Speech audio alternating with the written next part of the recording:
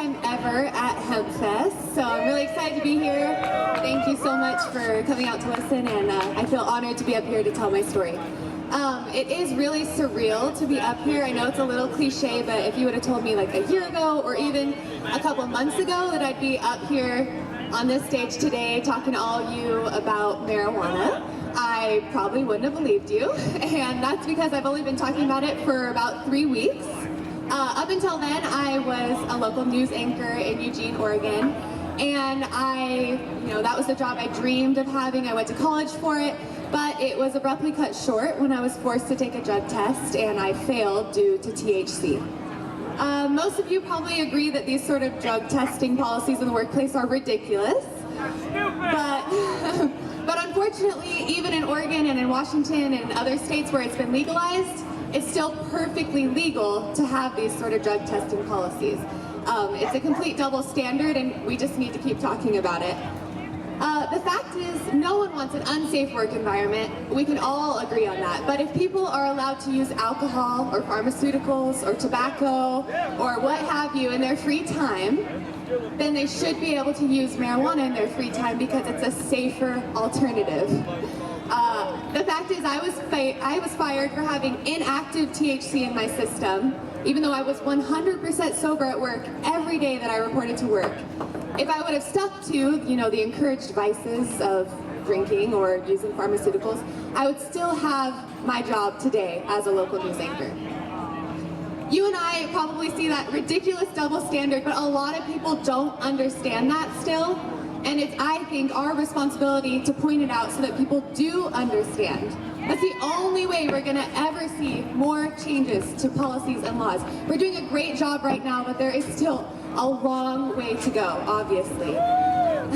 When you're familiar with cannabis and you know its effects and you've used it and you're exposed to it, I think that it's kind of hard to even understand how people can be so against it, or even understand why we're having this argument. But I think it all comes back to a lack of exposure. If we just expose people to the truth more about cannabis, then I think a lot more people would understand and support it. I don't know, maybe some of you have even changed your views on marijuana over the years. I know I was a DARE kid.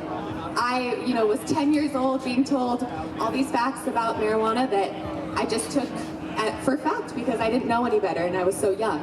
But then as I got older and I was actually exposed to marijuana and exposed to people who used cannabis, I realized that it wasn't as scary as everyone made it out to be, but it took that exposure. And I really truly believe there are a lot of people out there that are just like me, that if they were exposed to it and they knew the truth, there'd be no way that they could possibly be against it. You can be part of the change if you just talk to your friends, family, peers, if you haven't already, about your cannabis use.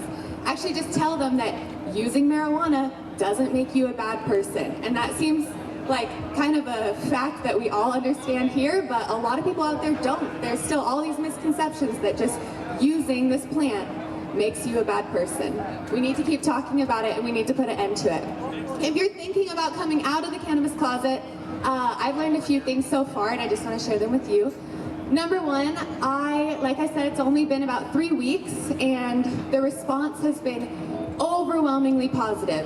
Almost everyone who's reached out to me individually has not only, been so supportive, but they've thanked me for talking about this because there are so many people out there that will still lose their family, lose their jobs, maybe even go to jail if they even talk about this. So I think that, here in a state where it's legal, if you can talk about it, please do, because the overwhelming support shows we have strength in numbers.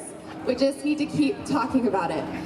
Number two, the haters are still going to hate, unfortunately, but it's not necessarily a bad thing because fortunately all the ignorant and cruel comments have been outnumbered by a ratio of about 15 to 1. And even though they're talking about it, and negatively, they're still talking about it. And that leads me to number three. Even though the haters have spoken up, coming out of the cannabis closet is totally worth it. Because even when they're using their ignorant remarks, it's in the end, the story is getting everyone to talk about the facts And if you know the facts about cannabis, the facts are in our favor. Therefore, I believe because of the facts, the social acceptance of cannabis use is inevitable. It's gonna happen. It's just a matter of how fast it happens, and the only way it's gonna happen is if we keep talking about it. So take it from me, a former local news anchor, now marijuana activist, you will not regret it. So just keep talking about it. Thank you so much.